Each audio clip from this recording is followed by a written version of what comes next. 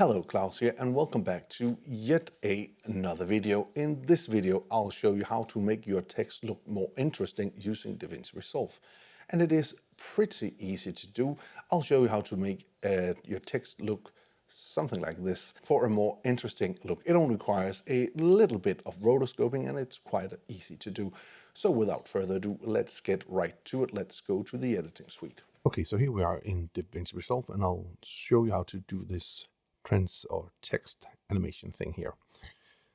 Okay, so the way this is set up, it's set up with some text plus the layers, 3 layers, one for each line on the text. And then I have just the footage down below.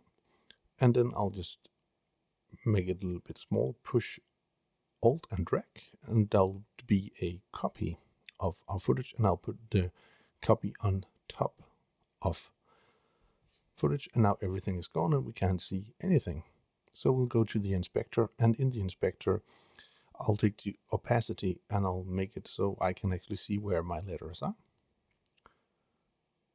Okay, and then I'll just go to the color tab, and in the color tab I'll go to the windows and I'll take the curve and I'll just draw a shape. So here it's important to make sure that your shape is covering all of the letters. So here I'm just going to try to do a quick shape. Okay, I'll just Control Z that and do that one more time. And yeah, something like this. So this is like the basic of rotoscoping we're doing here. Make it a little less, so I have to move less points. Okay, so again, so the tricky thing about this shot is that I'm having a phone here, so I need to be pretty precise with this. Okay, like that, and there we go.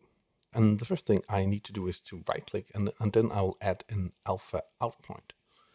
And that's the blue one, so I'll just drag a line, and now I have composite things together. So I'll go back to the editing tab, go up to the inspector, and I'll just take the opacity to 100 again. So this is the basic we have here. So now we could track everything, but it will not give us a very good track because I'm moving with my hand and it's not good. So we're going to do this frame by frame. And that is not too hard. So I'll go into the tracker here and I'll push a frame, and then I'll just put in a keyframe. And then with the arrow keys, I will go back, and then I'll just adjust this as good as possible. So I'll just do that. And every time I do this, there will be a new keyframe. Okay, and that's the basic of rotoscoping, one frame at a time and adjust. So to save a little bit of time, let's fast forward in 80s style.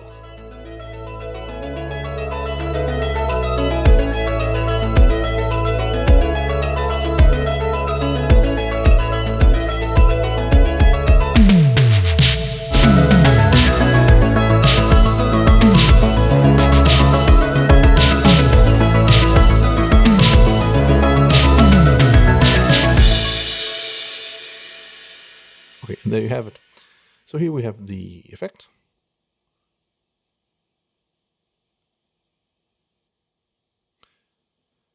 So there we have the effect, how it was made. We can then go frame by frame, and then if we see some mistakes, we can go back in and change that.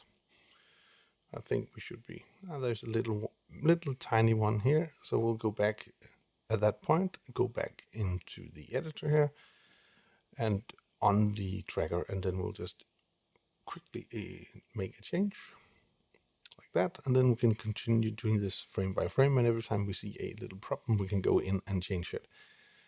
It is pretty nice that you can do it this way. You need to be a bit precise with this also. So there we go.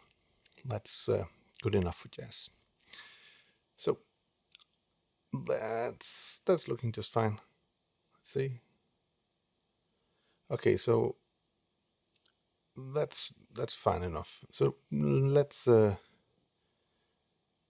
go and change the color for the top layer, so just so I know which is which, because I have a couple of clips in here, as you see, for this video. So I'll just take down the clips, and now I'm on the top layer, which is basically me walking, and I'm just going to give that a kind of a grade.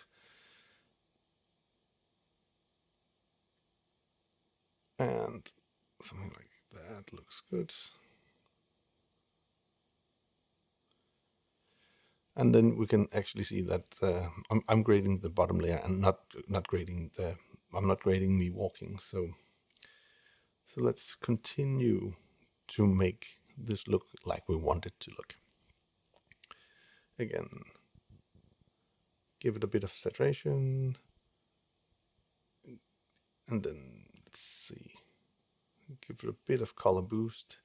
I'm not going to do anything too special, and then again, something with the temperature, and then the tint. Again, it's just nothing too special, just to make it look kind of nice. Okay.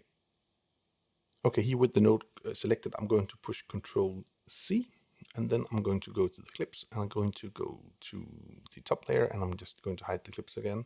So if I were to paste my settings right now, I would erase all of my tracking data, and I don't really want to do that. So I'll push Shift S. So I'll do a node before, and in the node I'll just push Control V to do the copy of the grade, and now I have the same grade as you see right here.